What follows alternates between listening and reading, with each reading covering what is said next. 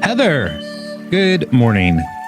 Jason, good morning. How are you? Oh. Nope, I asked first. I'm fine. How are you?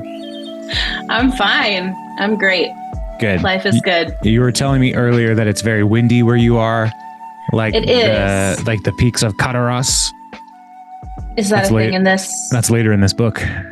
But there's no snow happening right now for you. No, there isn't. Thank God. Yeah. That would be... Saruman was sending the wind and the storm to the Fellowship on the peaks of Kataras as they were trying to avoid the mines of Moria, Khazad-dûm. So are you sure you want to keep reading this? Yes. All right. Okay. I was just giving you like a heads up. This is where it's going. So. Oh, Lord. Okay. It's going to be great. It's going to be great. I think I may have actually only gotten to chapter 6. It doesn't matter. It's fine. 5? We're not going to talk about that. Listener, viewer, we're not going to talk about that many chapters today. No, there's no way. We are talking about Fellowship of the Ring. This is the official Loader era of Hobbit forming. Now we're entering into it. Woo! Yeah. And listener, you don't see this, but I'm holding up the film version cover of Fellowship of the Ring, and it hurts my heart that this is the actual only print copy that I have. So I might have a different copy in the future. Just FYI. Yeah, probably today. I mean, you're going to go out and get it after we're done? I might. I don't know. So it doesn't take much to convince my family to go to Barnes & Noble. It's 5 minutes from my house. So that's pretty incredible. Ours is across town, and it's in Tulsa. You can see it from your house, though, because it's across town and it's very flat. No, we cannot see it. But when we lived in Seattle or in Mukilteo, it would frequently take us 35, 40 minutes to get to mom and dad's house, just because of traffic and all of that. And that was not a big deal. But here, if something is across the river, it might as well be in another state. People don't like driving to get somewhere. Are there not bridges? There are. We don't have to ford those bridges, or excuse me, those rivers ourselves. Not like an Oregon Trail. Right. No dysentery here. I died on the river every single time. Every time, really? Yeah, I don't think I ever got to the coast.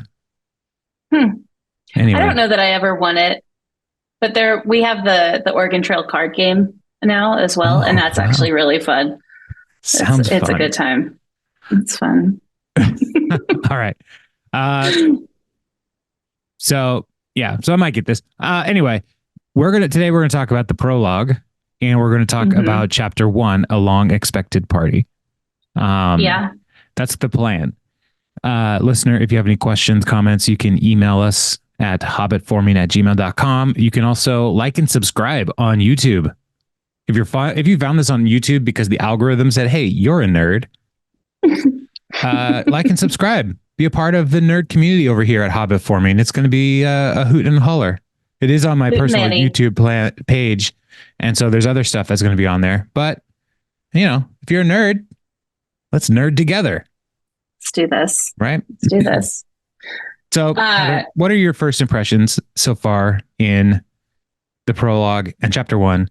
But you've read further, and if there's other things that you're like, oh, I'm kind of enjoying it, then we could talk about that a little bit too. We don't need to talk about what I've read further. I am going to need to go back and reread it, which I hate that I'm saying that, but because I was in Vegas this past week, and I was listening to this for work or for okay, for work. But yeah, for my day job, and I would listen to this. Do you have a night job? I would listen to this. I mean, you just got the one job. Anyway, I've just got, yes. I mean, ish. Yeah. Anyway, doesn't matter. But I was listening to this while I was walking the strip every morning and also on the plane. And so there are things that may have like slipped because I may have fallen asleep on the plane. Or, the constant announcements from the pilot that like interrupted and whatever. Anyway, but my thoughts. I don't have a good summary, friends, and I apologize if you've come to listen to this podcast because you love my summaries. Those will be back next time. Sure. Or if you're like, maybe not, okay. They're usually very good and very detailed. So they are. Yeah, you're doing great. Thank you. I'm going to do the Zoom thumbs up. Do you see that? I see your thumb. I sure do. Here it goes. You have to. I don't think I have it. Boom. I don't. Oh, I see it over there. Yeah. Anyway, there are things within Zoom now that like you can make like balloons pop up as well, and like fireworks and all that. Anyway, so with the prologue, we did find out that like the types of hobbits, the Harfoots, which are those the ones in the Shire? Mm-hmm. They're all in the Shire. Let's talk about the Shire.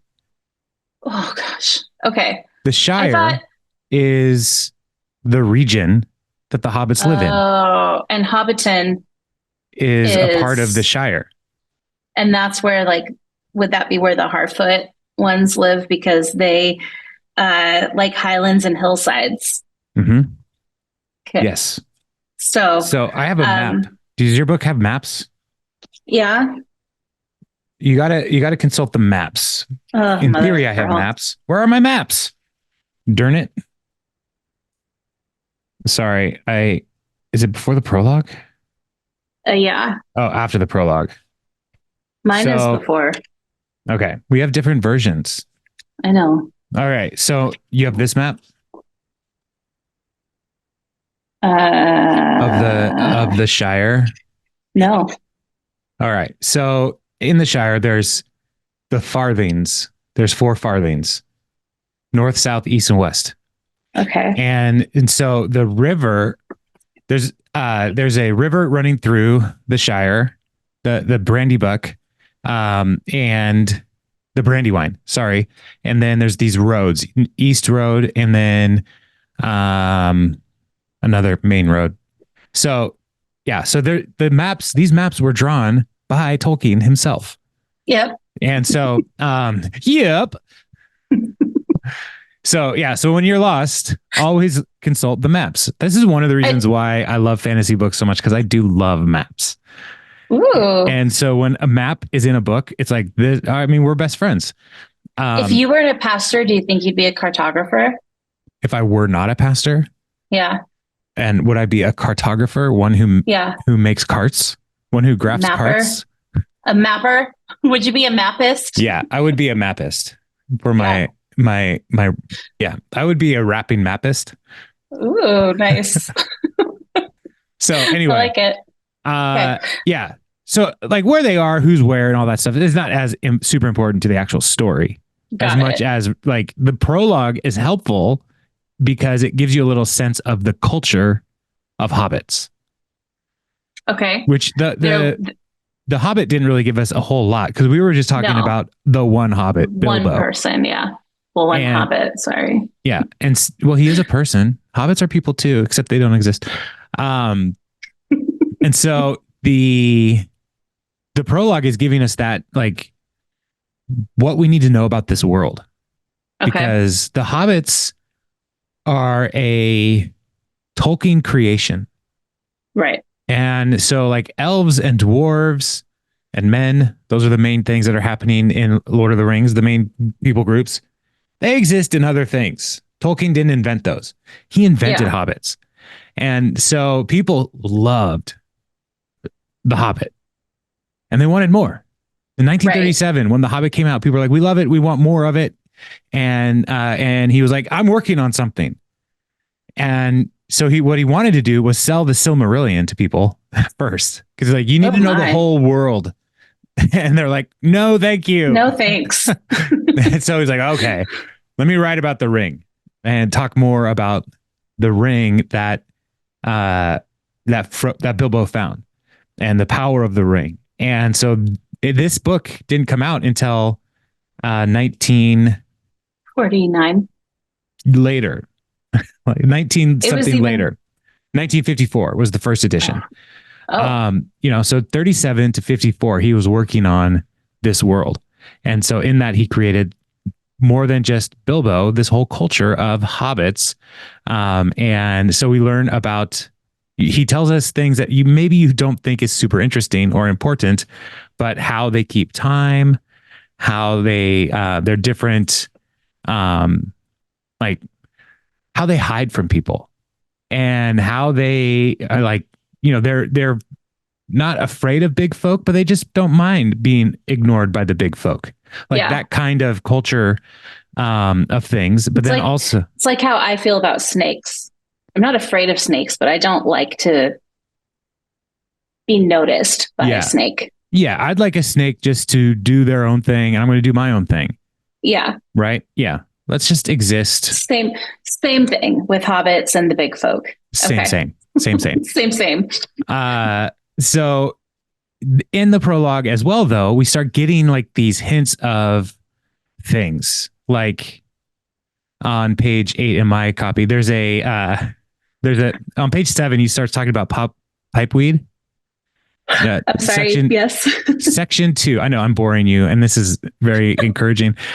Section 2 of the prologue is concerning pipeweed. Yes. And this is important because there are people they smoke a lot of it. They do, and they will say they're smoking weed, y'all. They're not. It's tobacco, and so he wants people to understand that they are, when they talk about pipeweed, they're not talking about marijuana. That's very important for Tolkien. It's section 2 of the prologue. Yeah. But I mean, the guy wrote the book Herb Lore of the Shire. So yes. And who is that guy? Meriadoc Brandybuck. Is that Mary? Yes. So in the prologue he's such a genius.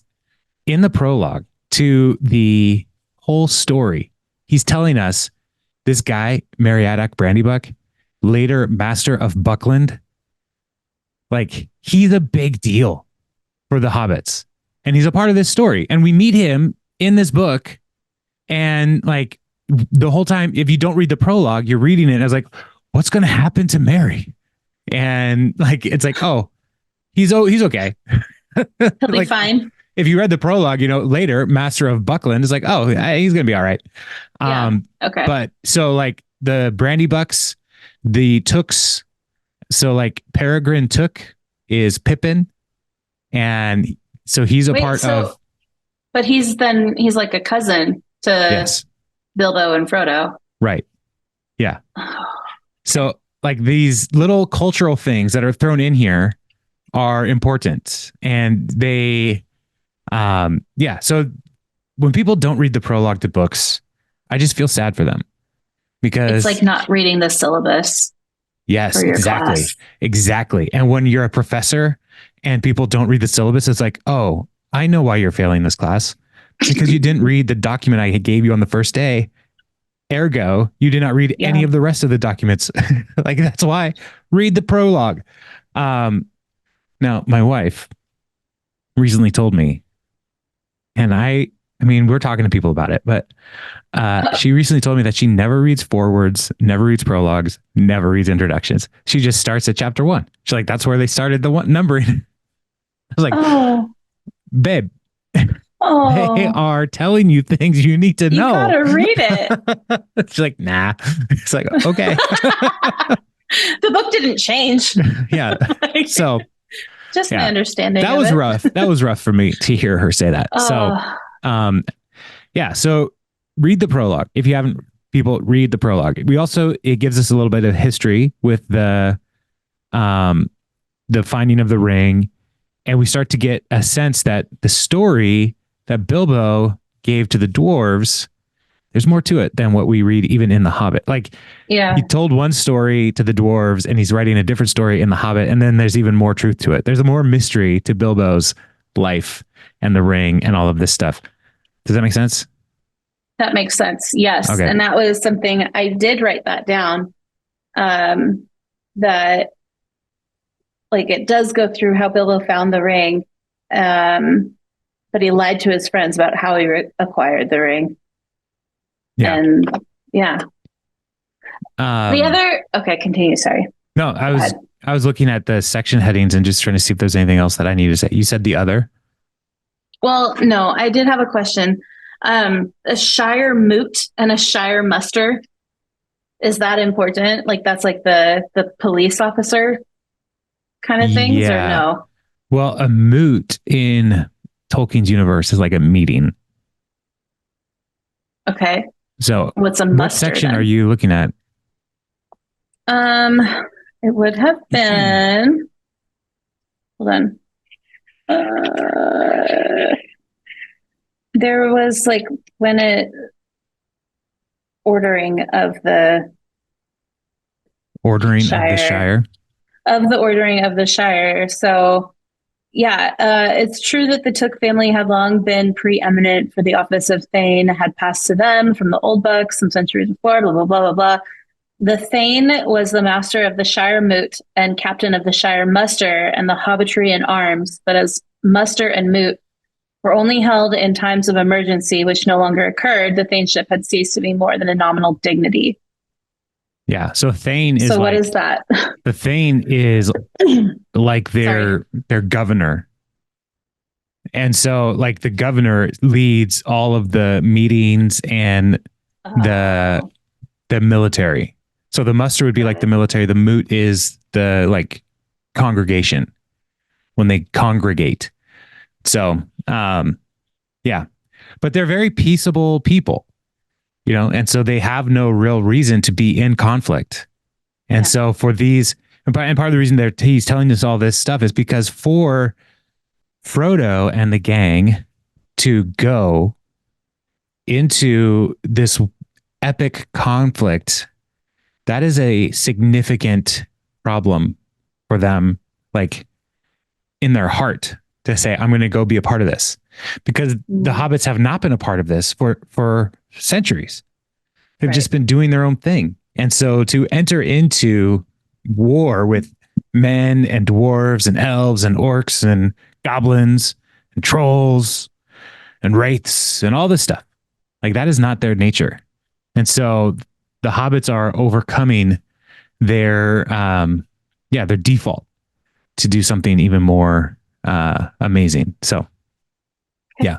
So he's giving us all of this culture to give us a sense of like the massive sacrifice that Frodo is willing to take to go on this journey. So Okay. yeah, and then the records and on the last section of the prologue, note on Shire records, there's a section where it says the original Red Book, which is what we would call the Hobbit, Okay. has not been preserved, but many copies were made, especially of the first volume, for the use of the descendants of the children of Master Samwise. So Samwise Gamgee. yeah, yeah. So Sam is Master Samwise. The most important copy, however, has a different history. It was kept at the Great Smeals, I don't know, but it was written in Gondor, probably at the request of great grandson of Peregrine, and completed in Shire Records 1592, Fourth Age 172. So there are different years that we're working with. At the end of Lord of the Rings, it starts the Fourth Age. I don't So like this. its southern scribe appended this note: Findegil, King's writer, finished this work in for 172. It is an exact copy in all details of the Thane's book in Minas Tirith. That book was a copy made at the request of King Elisar, that's Aragorn, of the Red Book of Perianath, and was made to him by the Thane Peregrine when he retired to Gondor in 464. So like fourth age 64. So Peregrine, Pippin. Pippin, and Merry, they after these books are all done, they have great, wonderful, full lives. Okay. And then Aragorn who will become king. It says right in the third book, Return of the King. Okay. So I'm not spoiling anything. When Aragorn will become king and he invites them to come and live with him in Gondor, his kingdom, and they retire there and they end up dying there. And they're buried next to Aragorn. It's it doesn't mean much to you now, but it really doesn't. But when we finish the books, it will be like such a tremendous honor that these little people who want to live just quiet, peaceable lives would be elevated to this place of honor with the king. It's such a wonderful story. And like that is actually all in the appendices. It's not in the actual story because Tolkien never finished all that he wanted to write in his own lifetime. And so those things ended up in the appendices. Like, it's like, hey, how did this happen? Like, what happened to these people? And he wrote these little vignettes essentially. And so it's a world that is so rich and there's so much more to tell. And yeah. So anyway, so the other thing before we get into this, we are holding these as single volumes. This is number 1. Yeah. And but there's 2 books within it. Two Towers is volume 2 with 2 books, and Return of the King is volume 3 with 2 books and appendices. The intention for Tolkien was that these would all be one book. He is not okay. So I mean, he's dead, but so he would be furious if we called them a trilogy. Oh. Like they're one book. And The Hobbit is a prelude to the Lord of the Rings books, but this is supposed to be one book in his mind. But binding and printing technology did not exist at the time to have a book that large. And so they're like, no, you can't do it. So like this book, Way of the Kings, is about 75% as long as all of these books. Oh my Lord. So like, yeah, they're a big book. It's a big book. It's a big story, and it's supposed to be read as one story. So like, yeah. Wow. So did he release all? Well, they were released in sections. They came out at different times, but he didn't like that. He was mad about that. Okay. Yeah. The other thing that we need to keep in mind is Tolkien hates allegory. Right. And he said that in the foreword. Yes. He hates allegory. Yeah. That he's like, it's not supposed to represent anything. It's just what it is. It's a story that he's trying to create a mythology for the people of England, essentially. And so he would be mad if people said, is Gandalf Jesus? And he would say, is that a stupid question? Answer is yes. Do Sauron and Sauron, do they represent Hitler? And you would say the same thing. Are you dumb? No, they're not supposed to represent World War II or World War I or Christian mythology or anything like that. Like, he's not trying to mix things up. Yeah. And so while we read these, and there are things where it's like, man, that is a very Christ-centric theme, or like these creatures, like Gandalf is like an angel, like he is very right on time, right? Yeah. And so it's like, but Tolkien would be very upset if we said Gandalf is an angel. Gotcha. So like, but kind of is, and it's frustrating to have that conversation with people who are like, no, but look at the gospel in Lord of the Rings. It's like, that was not his intention. It's not there. So it's like trying to put the gospel on Teenage Mutant Ninja Turtles. Could you imagine? I could. You have. This tells me that you have imagined. I mean, Raphael is very, very much like Thomas.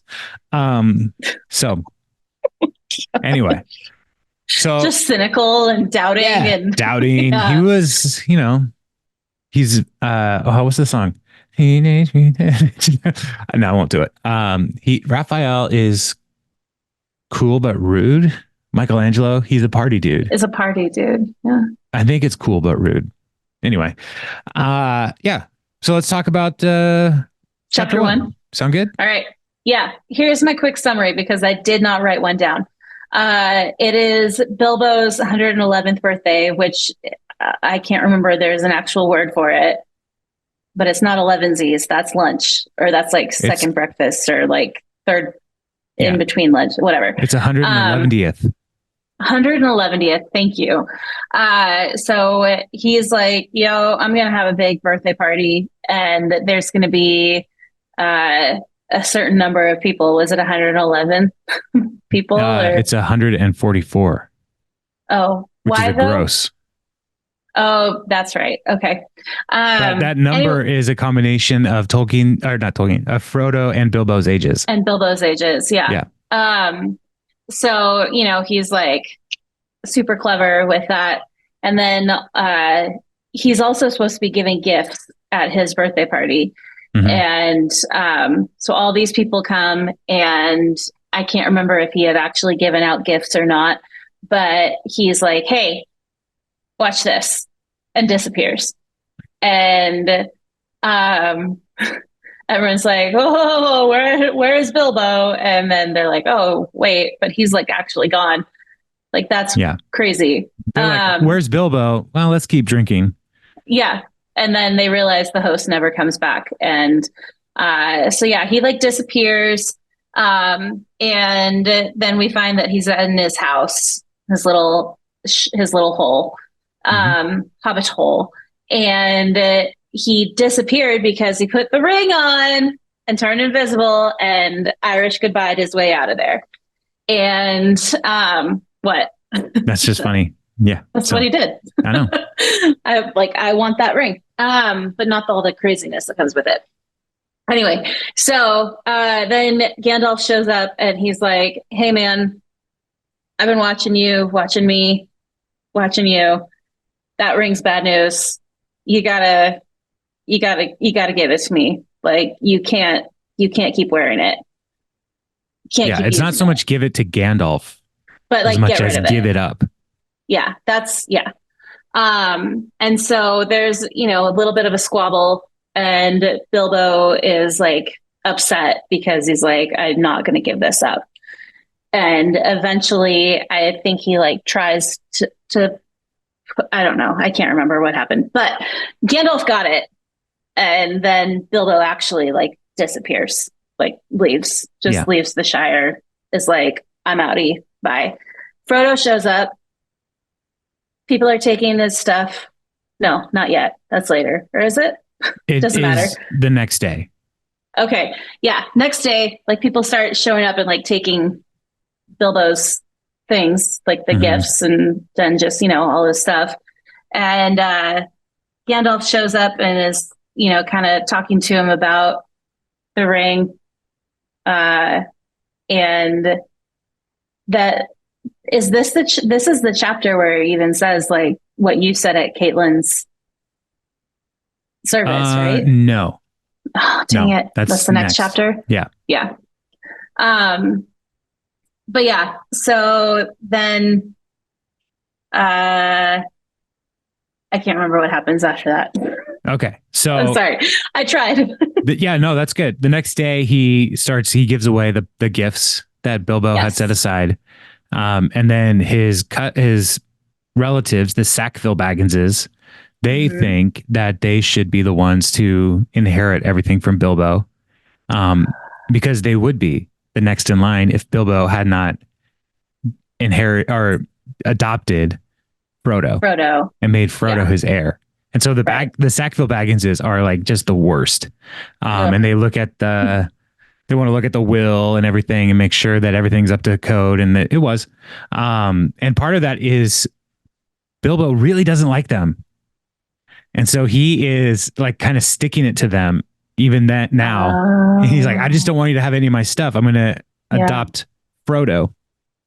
And so, so it's one more just kind of needling of the Sackville Bagginses, and they hate it so much.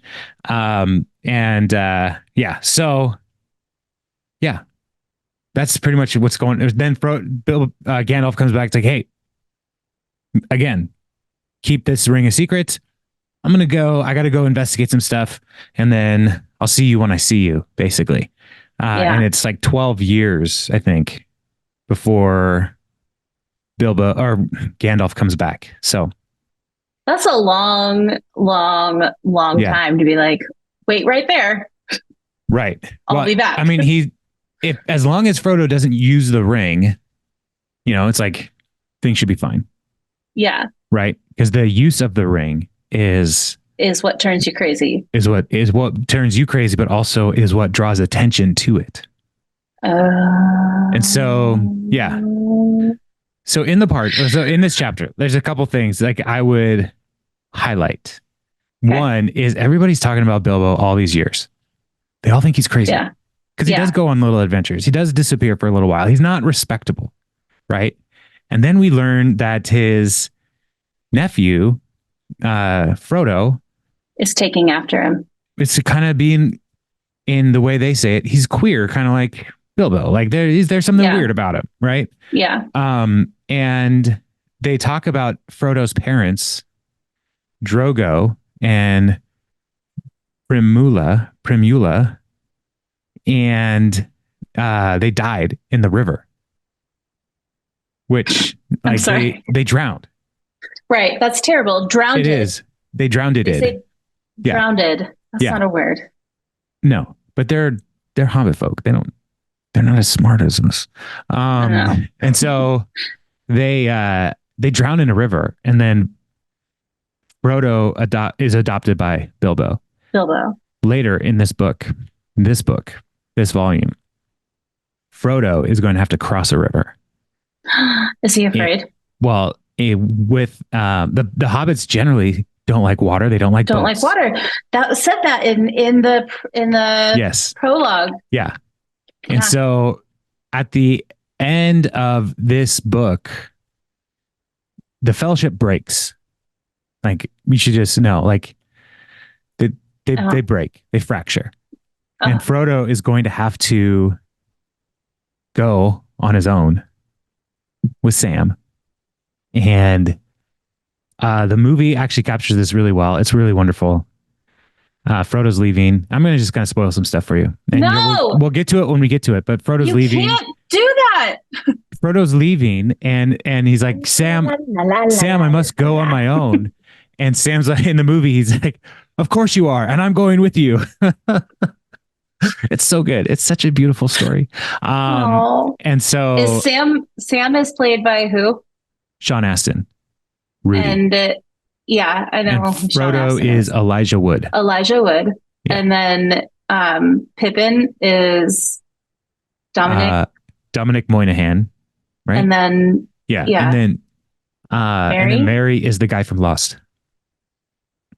I don't know. I had never watched Lost. I know. Oh man, yeah, he's great. I have literally never seen a single episode of Lost. Well, you would have to start at the beginning. That's not a show you just drop in on. So yeah. Anyway, continue. Sorry. Yeah. So there's just an interesting little foreshadowing here. When you read the whole thing, you're like, oh wow, river stuff. But then also like, the original taker of the ring from Sauron, he dies in a river. The ring is found in a river. Smeagol kills Deagle. They're river folk. The river, like the rivers are just interesting in these books, and so rivers are dangerous places. So yeah. But then the party happens, and the party is, it's a party. But Gandalf, they're all excited for Gandalf's fireworks, even though most of the people have no real memory of Gandalf and his fireworks. But what's amazing is Gandalf is like trolling Bilbo with this giant dragon firework. Right. And it's like, this was a traumatizing event. Like, why would you bring this to... Excuse me. Sorry.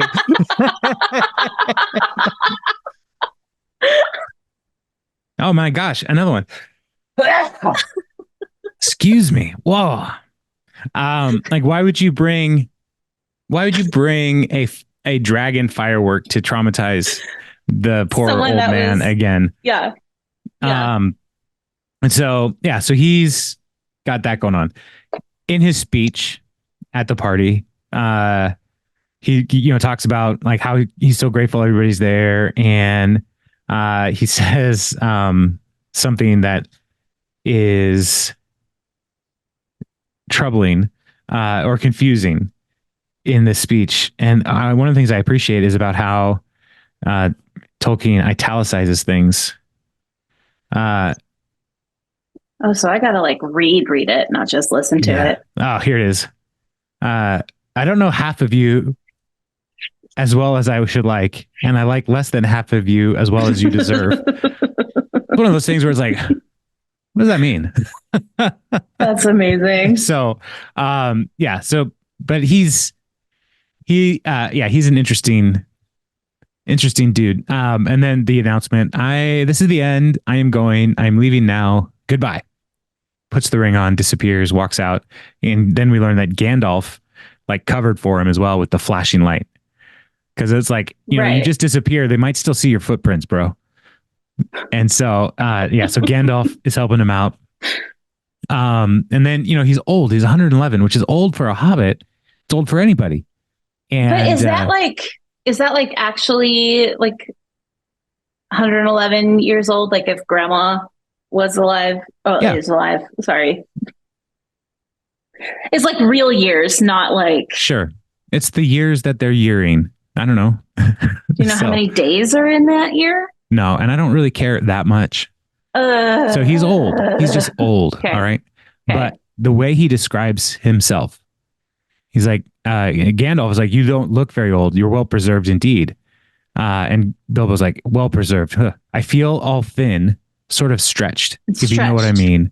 Like butter that has been scraped over too much bread. And that's one of the things about the ring is it doesn't necessarily give you eternal life. It just keeps you alive. And so like Gollum, which is why Gollum is alive for so long, is like 600, 500 years old. Yeah. Because of the ring. And it didn't like improve his life. It just stretched it out. And so that's part of why he's all twisted and like gross and like, because he's the Deagle or Smeagol and Deagle were like Hobbit people in the lore. They were related to the Hobbits somewhere. What are you laughing at? Just the names, Deagle and Smeagol? Yeah. Smeagol and Deagle were like Hobbit people. They were. Thank you. So thank you, like Dr. I can't say that they are hobbits, but they are very similar. Okay. And so for Gollum to be so long lived is like the ring is doing that, but it didn't make his life any better. So it's all this power, but it's just stretching him out. And so that's what the ring does. And so this explanation, like I feel like butter that has been scraped over too much bread is like his life is not great. It's just stretching out. Yeah. So like butter over bread is just like delicious. So. I mean, I am getting a little hungry now. I am too. And I just ate actually. So that's not a good sign. And Gandalf also is like, hey, you need to leave that ring here. Magic rings, are magical, and they are rare and curious. I was professionally interested in your ring, you may say, and I still am. I should like to know where it is if you go wandering again. Also, I think you have had had it quite long enough. You won't need it anymore, Bilbo, unless I am quite mistaken. And so Gandalf has suspicion about the ring, and he's not totally sure at this point what it is, but he knows like Bilbo should not disappear with it because it's something that needs to be monitored. Yeah. And then he also calls it his precious. And like Gandalf, Gollum. Yeah. And he says, it's been called that before, but not by you. Yeah. And so it's twisting him. And then he talks about it sometimes. In the next section, Bilbo drew his hand over his eyes. I'm so sorry, he said, but I felt so queer. And yet it would be a relief in a way not to be bothered with it anymore. It has been so growing on my mind lately. Sometimes I have felt like it was an eye looking at me, and I am always wanting to put it on and disappear. don't you know, or wondering if it is safe and pulling it out of my pocket to make sure. I tried locking it up, but I found I couldn't rest without it in my pocket. I don't know why, and I don't seem able to make up my mind. So the ring has this power over him and feeling like it was an eye looking at me. Is it the And Eye of Sauron? well, kind of, sort of. Like it's, yeah. So all this stuff that is going to be later in the book, Tolkien is front loading it into this. Like he's just so smart. Anyway, he's so smart. And so Bilbo tries to give it to Gandalf, and Gandalf says, "No, don't give the ring to me. Put it on the mantelpiece. It will be safe enough there till Frodo comes. I shall wait for him." And Gandalf knows the ring's power is corrupting, and he's already a very powerful. Yeah, no, Gandalf knows it is corrupting. Yeah. And he's already a very powerful person. And so if he had it, it would be bad news bears. Yeah. So it would be not good for anybody if Gandalf had access to that ring. Yeah. So when you kept saying he'd give it to Gandalf, I was like, no, you don't want to. No. He didn't. I'm sorry. Yeah. Yeah. And so then he took out the envelope, but just as he was set about on the clock, his hand jerked back and the packet fell on the floor. Before he could pick it up, the wizard stooped and seized it and set it in its place. A spasm of anger passed swiftly over the hobbit's face again, and suddenly it gave way to a look of relief and a laugh. Well, that's that, he said. Now I'm off. Deuces. But that spasm of anger is one of those things that you will see in the movie, that Bilbo has a reaction to the ring later. Frodo, you mean? No, Bilbo later. Wait, so Bilbo's in the rest of the book too? Yeah, but he's more in the movie later. Because where he's going to Rivendell, where Elrond, he wants to be with the elves. Yeah. Right. Yeah. So the party will get to Rivendell as well. And so he will see them there. He'll interact with the ring. Well, yeah, there's a moment. A little bit. And the movie does a really good job of showing us what that swift spasm of anger might look like. Wait, is that the gif where like this oldish man is just kind of looking like pleasant and then all of a sudden like, yeah, like, yes. That's it? Yeah. Oh, okay. So yeah, welcome to culture. Thank you. These movies have been out for glad 20, to finally be here. 23 years now. And so, yeah, welcome. Okay. And then he leaves, and just then 3 dwarves came out of different rooms where they had been busy. What? What? Wait, what? 3 dwarves. 3 dwarves came out of different rooms where they had been busy, and they were packing up Bilbo's stuff and like everything ready. And so he has these 3 dwarves who help him, and he leaves. Fascinating. So, and as he's going, he's singing a song, and Frodo comes and he sees it dark, and but Gandalf's there. Yeah. And so then we get into the night. The next morning, people coming and wanting to start taking things because they're like, well, hey, it's, Frodo's or Bilbo's treasure, but he didn't earn it. He stole it from a dragon. So it's up for grabs, right? Anybody could steal it from Frodo. So duh, of course. I mean, that guy was dead. So let's keep him alive. Let's keep alive the legacy that we're going to steal more stuff. So yeah. And so then Frodo is later talking to Gandalf again and talking about the ring. Do be careful with that ring, Frodo. In fact, it is partly about that I've come to say a last word. Well, what about it? What do you know already? Only what Bilbo told me. I have heard his story, how he found it and how he used it on his journey, I mean. Which story, I wonder? Which story? Said Gandalf. Oh, not the one he told the dwarves and put in his book. He said, Frodo, he told me the true story soon after I came to live here. He said you had pestered him till he told you, so I had better know too.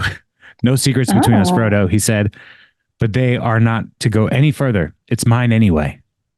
So even there, Bilbo's reaction, it's mine anyway.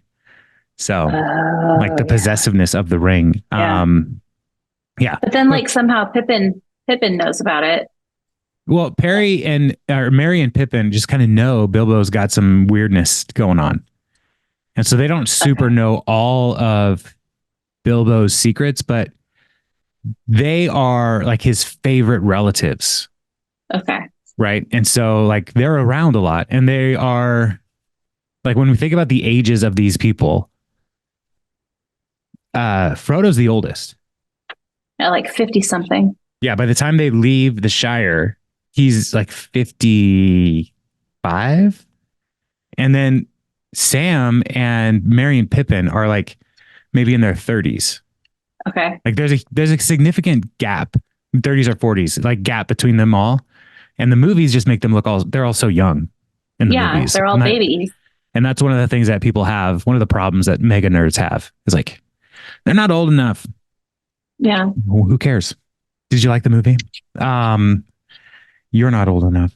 So yeah. Uh but Gandalf then is like, I've merely begun to wonder about the ring, especially since last night. No need to worry. Everything's great.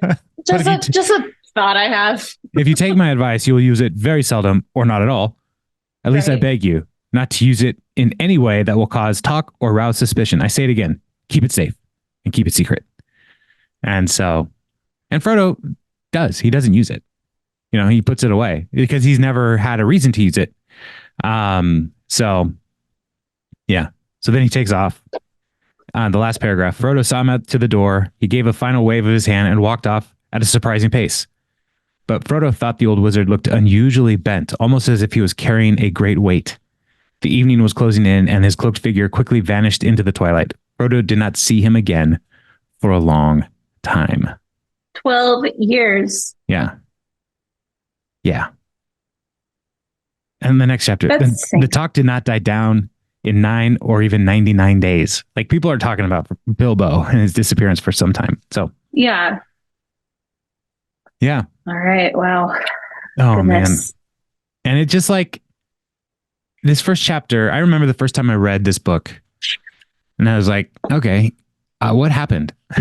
What was, why, huh? Yes. And like this was after reading The Hobbit and then just being like, I don't really get it. Like, why is it such a big deal? And like we don't know anything at this point about Mordor, about Sauron, about any of the evil in this world. But Gandalf is putting forward that we don't mess with things we don't understand. And so I saw that yawn. I'm so sorry. Yeah. So that's chapter 1. And welcome to one of the greatest epics of all time. And I'm so excited. So. Yes, yeah, okay. I know I read The Old Forest. Okay, yes. I have not gotten to the House of Tom Bombadil. I've met him though. Yeah, Tom's weird. Yeah. That chapter frustrates me to no end. Okay. So, good to know. I mean, it's interesting. Awesome. It just is irresponsible, you know? That Kelly Kapoor. Like, I really like him, but like sometimes it's just like so weird. Okay, sorry. Anyway. That show, it's just irresponsible. What was she talking about? I think, was she talking about Glee? Remember. Oh, maybe. Probably. Because it wasn't her Glee show, like the show where they go to watch Glee at her house. Right. Anyway. I don't remember. It's going to bother me. My family is currently watching The Office right now. Aww. Upstairs. And you're not with them. You're with me. I appreciate that. Well, I got to go. Yeah. Okay. Well, good morning. Yeah, Heather, thank you for reading this book with me. It gives me a good opportunity to come back through and enjoy this story all over again. And now with underlining in my text. So, oh my goodness. I'm loving it. I'm loving it. So thank you. Listener, if you have any comments, questions, leave those in different places and we'll find them eventually.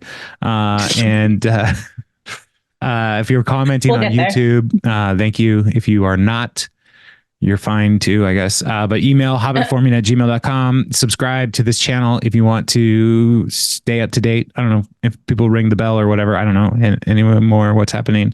Yeah, Heather, good morning. Jason, good morning.